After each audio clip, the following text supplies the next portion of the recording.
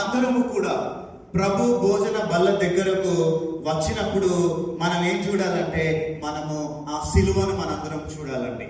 సిలువను మనం చూడాలి. మన పాపాల కోసం విరవబడినటువంటి ఆయన శరీరాన్ని, చిందింపబడినటువంటి ఆయన రక్తాన్ని మనము జ్ఞాపకం చేసుకోవాలి.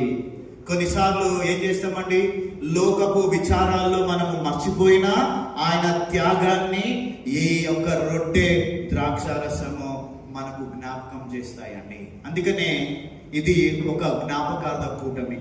రెండవదిగా ఇది ఒక ప్రకటన అండి. ఇది ఒక ప్రొక్లమేషన్.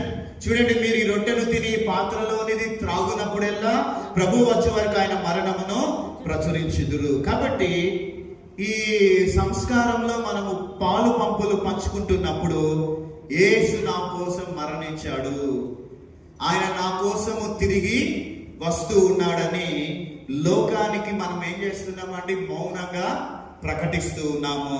ఇది మన నిరీక్షణకు గుర్తుగా ఉంది స్థలం. ఇక మూడవది ఏంటంటే ఇది ఒక ఆత్మీయ పరీక్ష, సెల్ఫ్ ఎగ్జామినేషన్ ఈ స్థలము.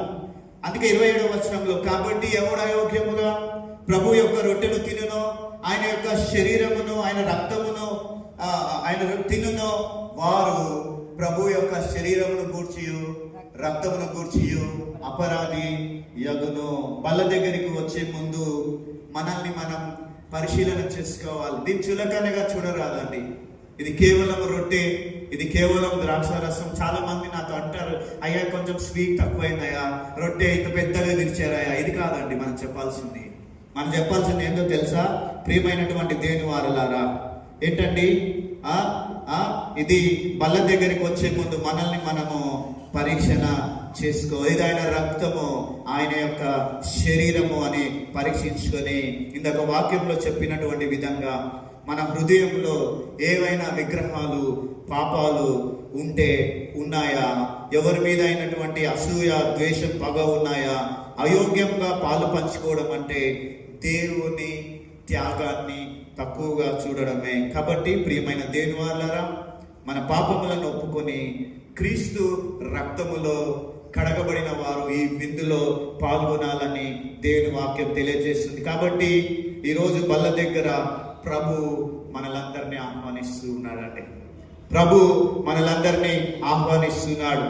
ఆయన మన కోసం సర్వస్వాన్ని ఆయన ధారపోసాడండి. మనము కూడా మన హృదయములను శుద్ధి చేసుకొని కృతజ్ఞత భావముతో ఆయన శరీర రక్తములో పాలివారం అవుదాం. దేవుడి మాటలు దీవించునుగాక.